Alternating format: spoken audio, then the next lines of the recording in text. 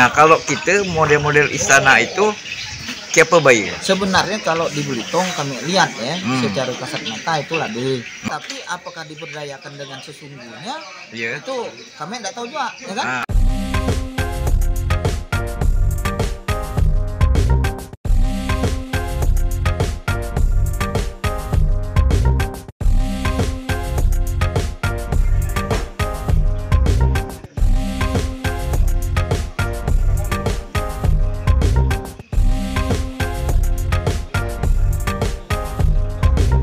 Hari duduk tepat itu, tiap hari jam sama, tiap hari kawan itulah.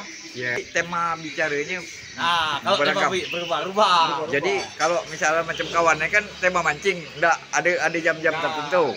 Kan gini bang, apa dia duduk di tempat yang sama, Iya. jam yang sama, kawan yang sama kan, tema berubah dan dia tuh nggak rasa cocok kan kawan itu. Jadi dia cocok. Macam dalam ya, dia cocok dalam benar tuh. Itulah kawan. Iya. Nggak tahu kelakar apa, itulah kawan. Nah kini bisa datang nak lain, datang orang kita baru situ, tetap kita diam karena dia kelakar situ. Lah bertahun-tahun dia kelakar, tapi kita berkembang, tapi kan kita baru duduk gitu kan, tidak nyambung kita dengan dia.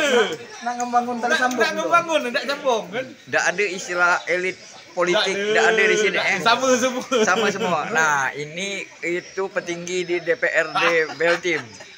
Kelakar pakai sendal jepit. Kita ngelihat orang belau. Kan.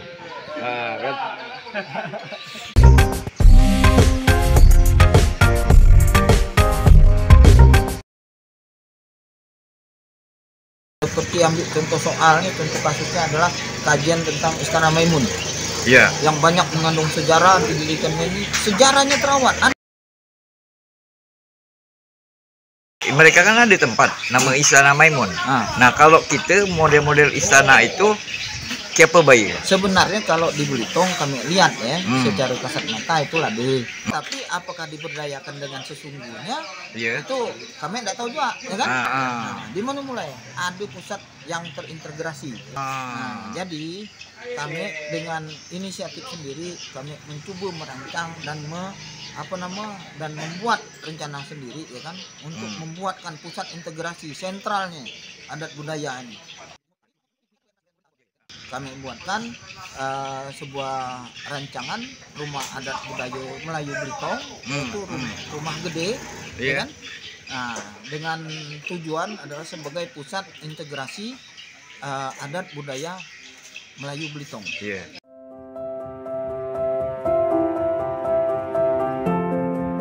Disitulah kita berencana kalau ke depan itu bisa menjadi sentral sebagai balai adat untuk musyawarah mufakat, sebagai pusat kegiatan baik itu tentang penceritaan sejarah budaya Melayu Belitung itu dari mana mulai ya, hingga sampai sekarang ini, ya kan?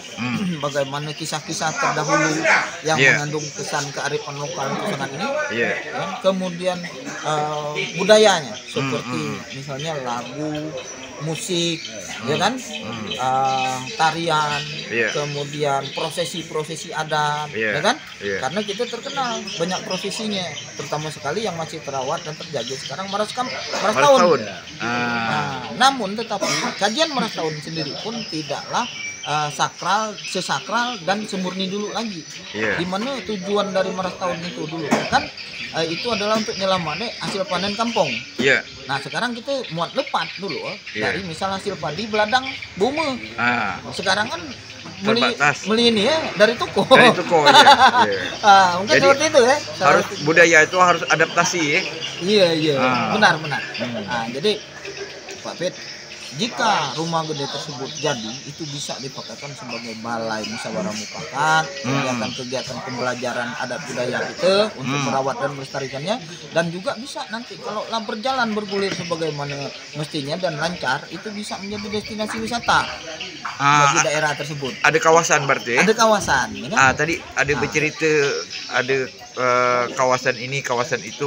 Jadi kita bangunan. begini konsepnya.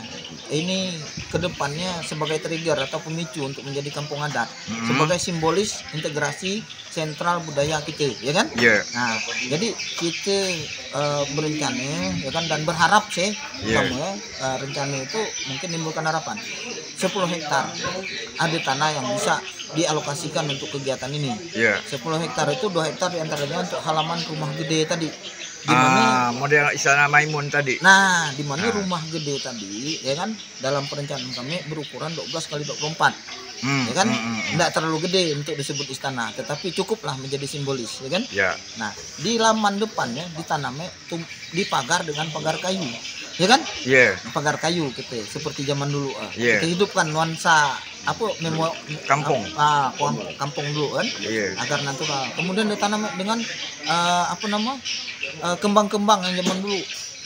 Beluntas misalnya. Beluntas, saudara. Oh. Nah, itu. Kemudian di belakangnya kita ada paun. Yeah. Paun untuk jenis rumah kecil lah. Jenis rumah kecil pondok idang idang kita narokan nyimpan kayu dan beruman lagi, ya kan? Idang nyimpan keranjang tumpang, ambong, segala macam peralatan, ya kan? Nah, pun juga bisa difungsikan sebagai dapur kecil. Idang tungku kotor. Iya. Ya kan, idang panggang memanggang itu di sana. Kemudian di sebelah tentu kita tidak lepas kalau budaya Melayu ini diakui selalu integrasinya, aspirasinya ke Islam, ya kan? Tentu harus ada musola ataupun surau di situ. Iya. Nah, sebagai untuk mengakomodir kegiatan beribadah gitu. Iya. Nah, kemudian di belakangnya kan ada sisa tanah. Iya. Muatlah reban ayam dari kayu-kayu jerejak, ya kan? Ayam kampung. Nah, kemudian tanamlah di belakang itu dengan tumbuhan bebuahan atau tumbuhan yang yang endemik asli kita. Karena kita dari cerita kelakar tentang kayu kayan, banyak generasi kami pun umur 40-an apalagi ada bawah kami kan, banyak yang tidak tahu apa itu nyato, apa itu renggandaan, apa itu berumbun, apa itu teruntum, ya kan? Nah, itu sedapat mungkin kita tanam di situ, ya kan, untuk sebagai bahan edukasi bagi generasi kita selanjutnya. Nah, udah itu ada tanaman tumbuhan buah seperti nangka, cempedak, langsat, ya kan? Buah uni, buah urisan, yang lah jarang dan langka kita temui. Nah, jadi balik lagi ke rumah gede, kita di sekitar itu 8 hektarnya lagi bisa dibuatkan semacam laman-laman untuk rumah-rumah kencing, tapi kita menuansakan adat, mengutamakan bentuk dan ornamentik adat Melayu kita Belitung, ya kan? Sehingga terciptalah di situ semacam perkampungan adat. Ini akan memicu apa di situ? Pusat jual beli seperti kedai-kedai kecil, ya kan? Kedai, ya kan? Ratapan rumbia ke, nangak ke, ya kan? Nah, itu untuk menciptakan itu di jalan nak masuk ke situ buatkanlah gerbang juga bernuansakan adat, ya kan? Yang mengatakan selamat datang. Dengan jargon atau semboyan budaya Melayu, ya kan? Seperti Melayu takkan hilang di bumi, sekali layar terkembang suruh kita berpantang, kan banyak lainnya. Nah, untuk mempopulerkan lagi istilah-istilah kemelayuan kita. Nah, setelah itu balik lagi ke rumah gede. Di rumah gede itu kan sebagai sentral tadi. Dalam sentral itu kita bisa berkegiatan, dibuatlah majelis adat yang bisa mewadahi dan merangkum, memanggil dan menyelaraskan lembaga-lembaga yang terpecah atau kelompok-kelompok adat yang terpecah tadi menjadi satu kesatuan di majelis rumah gede itu tadi. Nah, kemudian dibuatlah skedul untuk pembelajaran dan pengedukasian. Kita berpikiran dalam seminggu itu ada 7 hari. Ya kan? Nah, dari hari Senin sampai hari Minggu. Hari Senin sampai ke Jumat itu untuk kegiatan umum, misalnya pembelajaran sejarah Melayu Belitung, ya kan, pada malam ini. Kemudian pembelajaran keagamaan, belajar ngaji dan belajar silat.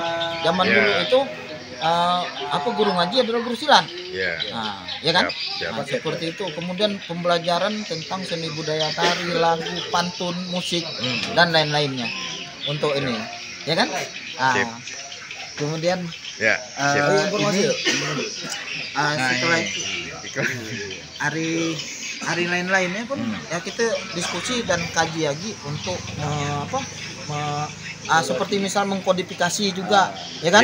Yang selama ini kita tidak ada kitab tentang kemelayuan kita yang benar. Lain kampung, lain pula atur. Ya? Nah, kita satukan persepsi. Kepala kampung atau pemuka adat kampung gitu, seperti halnya misal di penduduk kampung bermusyawarah untuk mengkodifikasi tadi, membuat satu buku rumusan.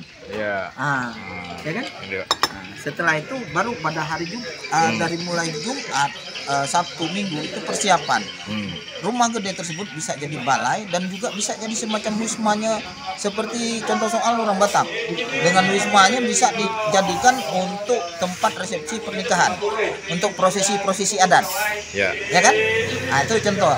Jadi pada hari Minggu bisa disewakan itu kepada masyarakat umum yang masih mencintai dan masih ingin melakukan adat prosesi perkawinannya dengan berbasiskan kemelayuannya di Belitung ini, bisa menyewa tempat itu.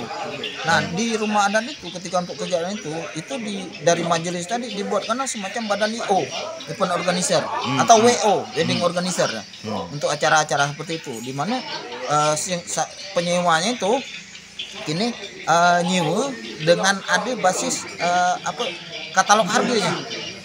Paket premium misalnya panggang pelandong, ya kan? Paket mediumnya mungkin dengan gangan sapi kan? Nah, mungkin paket murahnya atau paket kerayaatannya dengan panggang tenggiri gini kan? Nah, seperti itulah, itu bisa dirumuskan kemudian hari ya kan? Tetapi itu idenya. Nah, sehingga nanti ketika kita ini pada waktu kita bayangan rumah itu berdiri, orang nak nyewa dan prosesi ini, pada waktu pernikahan resepsi itu ada acara namanya foto prawedding, berpose ala raja, ala ini kemelayuannya.